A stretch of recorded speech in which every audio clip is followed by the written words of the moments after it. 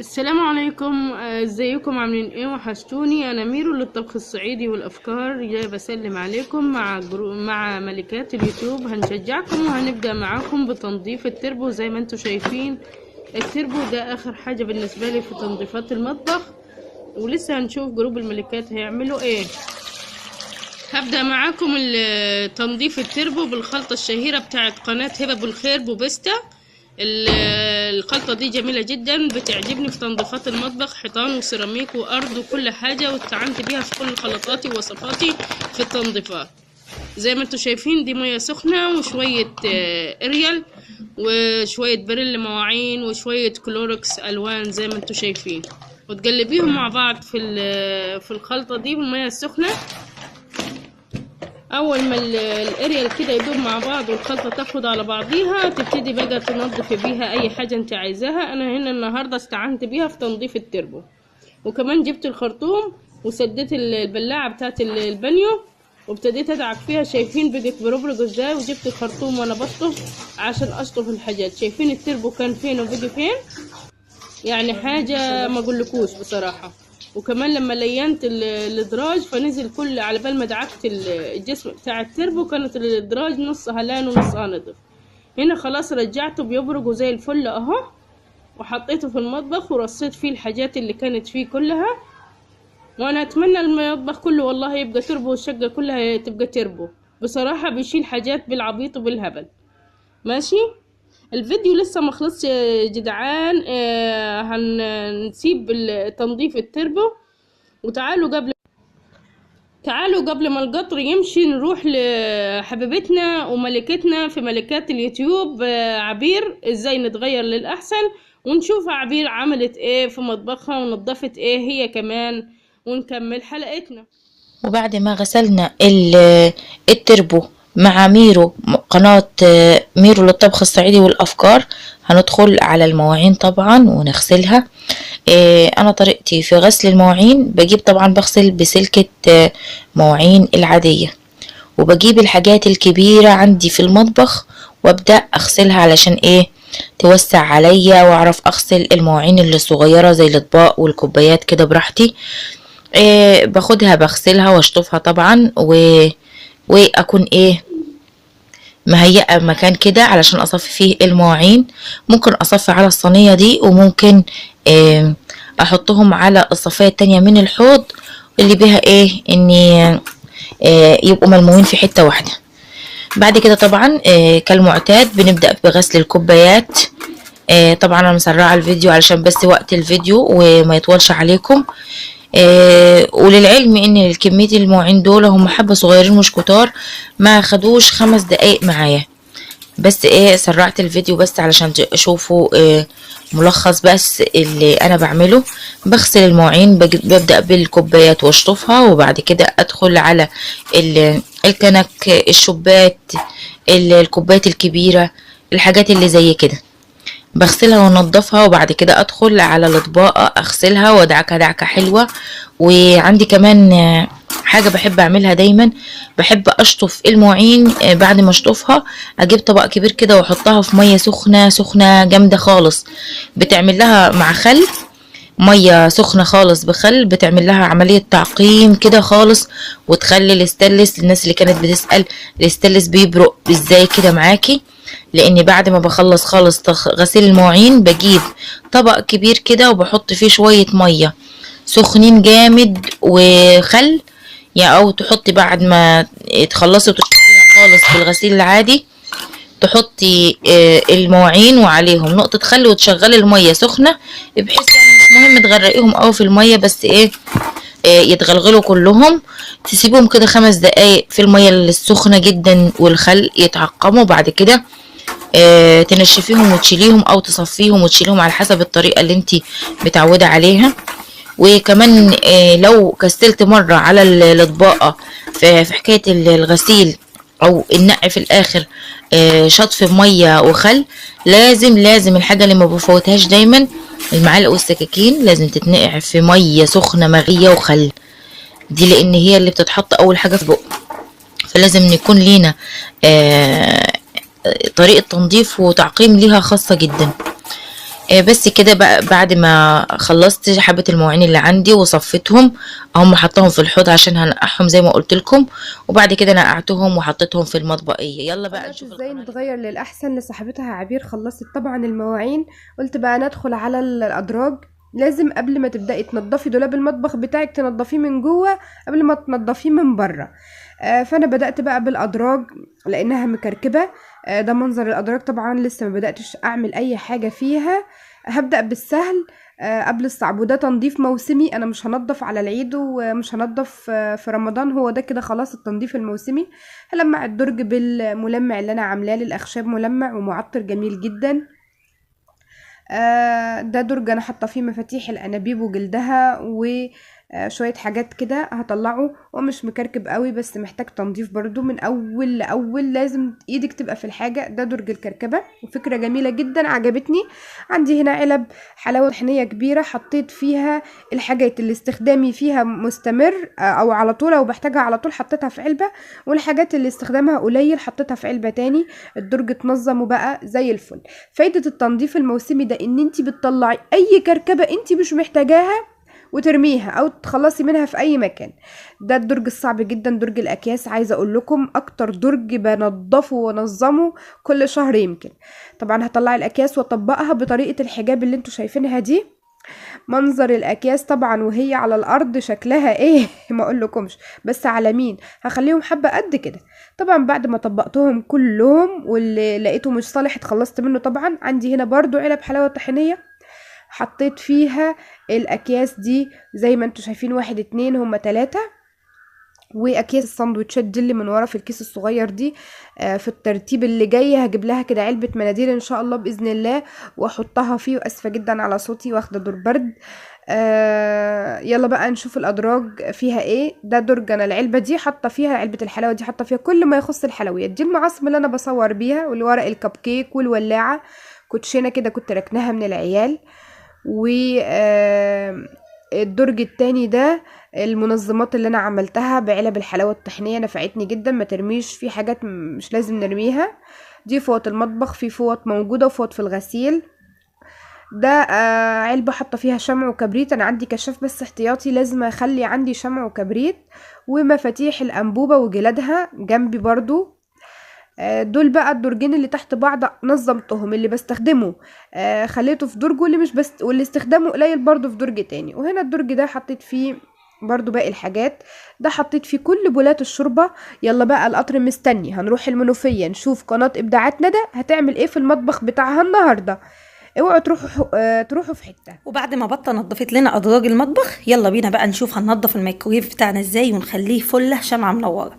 طريقه بسيطه جدا. بنجيب عندنا طبق ونحط فيه شويه ليمون، يعني 3-4 ليمونات كده نقطعهم ونحطهم في بوله، ونحط عليهم شويه من سائل تنظيف المواعين بريلا او فيري وشويه خل، وندخلهم في طبق او بوله، بس اهم حاجه تكون بتدخل الميكرويف، ونشغلهم حوالي 7-8 دقائق 10 دقائق على اعلى درجه بحيث ان هو يغلي معايا، ونسيبه يغلي شويه حلوين كده. ونرجع نشوف بعد ما غليت الميه ديت اللي فيها الليمون واللي فيها الخل واللي فيها الصابون السائل، نشوف النتيجه بتاعتنا عملت ايه. هنا خلاص عدى الوقت بتاعي حوالي 8 دقايق 10 دقايق، وشايفين المية هي بتغلي زي ما انتم شايفين كده، كانت بتغلي عملت بخار بقى على كل الميكرويف من جوه، وده اللي هيدوب الدهون بتاعتي ويخليها تنضف معايا. انا هقفل بقى واسيبه كده حوالي 10 دقايق وارجع تاني عشان كل الدهون تكون ساحت. نطلع البوله بالراحه، طبعا مش هرمي ده، المية دي حلوه جدا، ممكن المع بيها بقى الحنفيات والمع بيها الاحواض، ممكن اغسل بيها حتى المواعين، مفيش اي مشكله. ونشيل عندنا رف الازاز اللي في الميكرويف ونغسله على الحوض ونحطه يتصفى، ونجيب بقى الليفه بتاعتنا ونشوف هننضف الميكرويف من جوه ازاي. هشيل كمان السير ده. دلوقتي عندي كل الدهون بقى دايبه في ثواني بالليفه بتاعتي او السفنجه بتاعتي، وهدعك كده فوق وتحت وكل حته فيه هلاقيه بينضف معايا زي يعني هوا، بينضف بسرعه جدا زي الفل.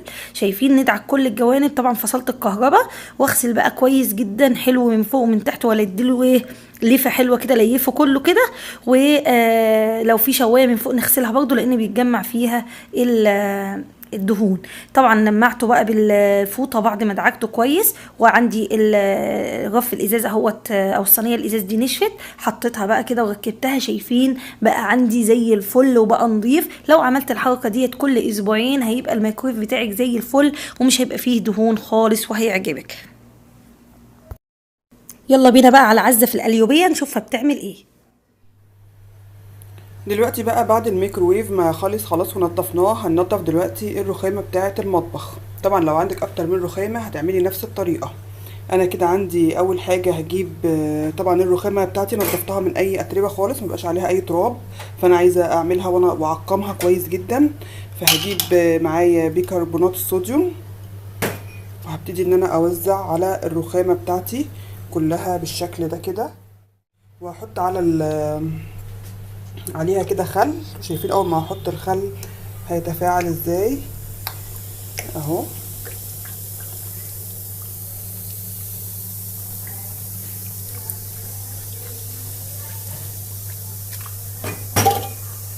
وهحط كمان اي مسحوق او صابون غسيل المواعين، بريل او فيري، اي حاجه انت بتستخدميها.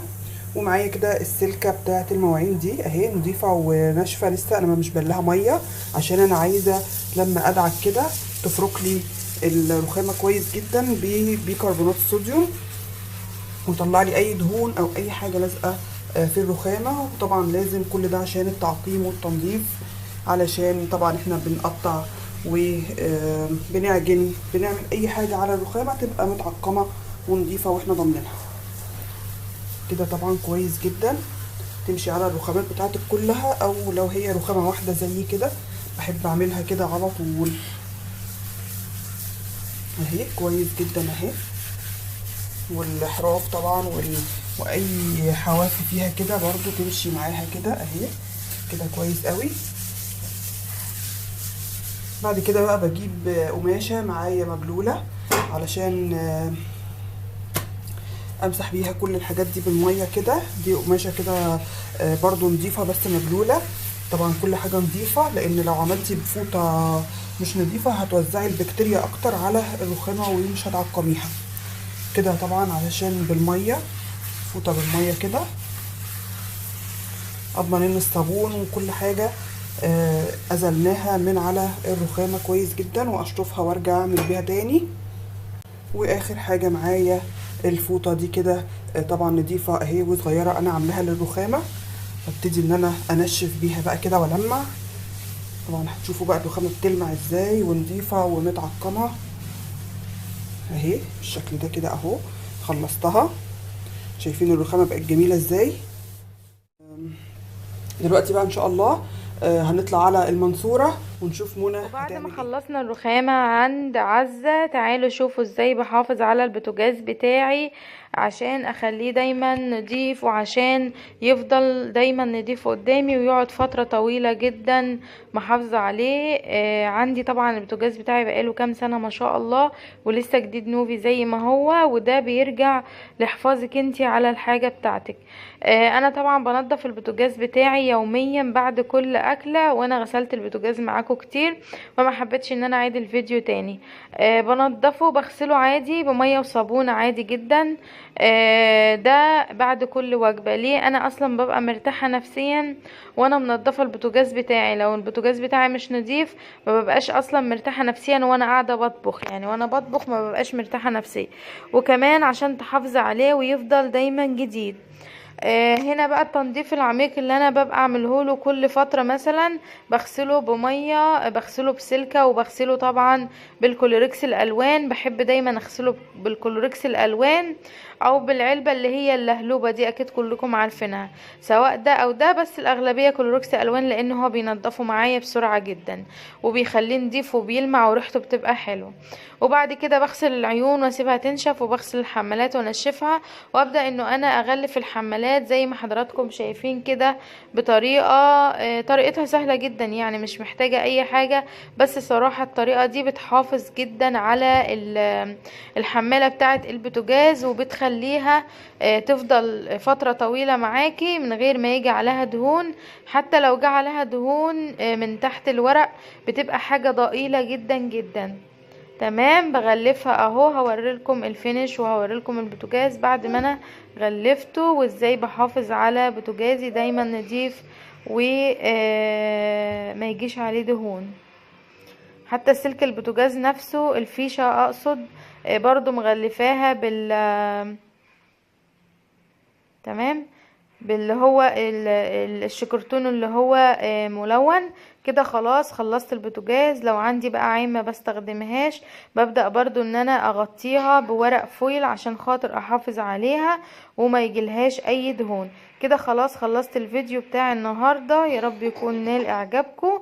تعالوا بقى كده نروح عند ام حفصة، نروح نزورها في طنطا ونشوف هي هتعمل ايه وهتقدم لكم. وبعد ما نضفنا كل حاجه في المطبخ وخلصنا البوتاجاز وما عادش بقى اي حاجه هنحطها تاني في الحوض، بنختم يومنا بالحوض بتاعنا طبعا بالرخامه كده تنظيف كويس جدا.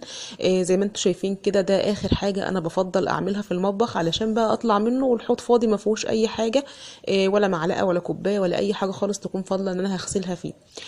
شويه بريل على شويه ميه عاديين جدا وحته سلكه، ما فيش اي حاجه اكتر من كده. ببدا اغسل الحوض بتاعي، ولا بحتاج بقى الخلطات ولا اي حاجة. طبعا طالما ايدي فيه على طول عمره ما هيصفر مني ولا عمر لونه هيتغير، ولا هحتاج اجيب اي منظفات تانية يعني تكون غالية او حاجة. هو شوية البريل والمية والسلكة، وبمشي كده زي ما انتم شايفين يوميا. كل ما بخلص المواعين بعمل كده، حتى لو انا غسلت مواعين مرتين في اليوم برضو بعمل كده.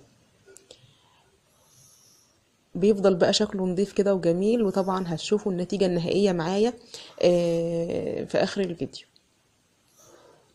كل حتة كده طبعا بجيب الرخامة من اولها لاخرها، والحنفيات وكله كده، والفواصل اللي هي بيبقى مكان الاسمنت الابيض دوت، علشان خاطر تفضل نظيفة، لانها ساعات بيجي لها اوقات كده وبتصفر منك، فلازم ننضفها كويس. والحنفية والبلاط كمان اللي هو بتاع الجدار ده، كل حاجة كده مش هتاخد منك ثانيتين يعني. يمكن المقطع ده واخد مني وقت شوية لاني بتكلم وبشرح، لكن مش هياخد منك ثواني والله. زي ما انتم شايفين كده خلاص اهوت، هاخد كل الجناب، مش هنسى اي حته خالص. وطبعا مش عايزه يعني اوصيكم ان الحوض ده اهم حاجه عندنا في المطبخ، لان هو اللي بنحط فيه الاطباق اللي بناكل فيها والحلل اللي بنطبخ فيها. لازم دايما يبقى نظيف ومتطهر علشان نضمن ان مفيش اي ميكروبات ولا اي حاجه هتيجي على الاطباق بتاعتنا. بالشكل ده كده خلاص انا خلصت تنظيف اهوت، وهبدا ان انا اشطف كل البريل دوت من على الحوض بالشكل ده كده اهو.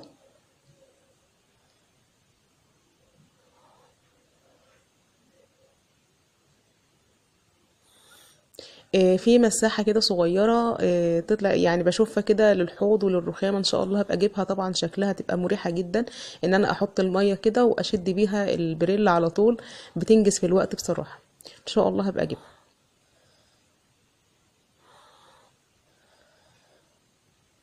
وطبعا ما ننساش بقى اننا ننشف الحوض بعد ما نخلصه شطف كده، علشان اهم حاجه التنشيف. لو انت شطفتيه من غير ما تنشفيه وتسيبيه كده بميته، طبعا الحوض بيبقع منك، بيبقى فيه بقع كده تحسي ان هي مش نظيفه، بس انت تبقي غاسله لكن بيبقى مبقع. اهم حاجه التنظيف. بعد كده المسح كويس جدا جدا، بيخلي الرخامه والحوض عندك بيبرق كده وبيلمع اهو. طبعا النظافه ما بتبانش يا جماعه غير بعد التجفيف، لازم تجففي كويس جدا.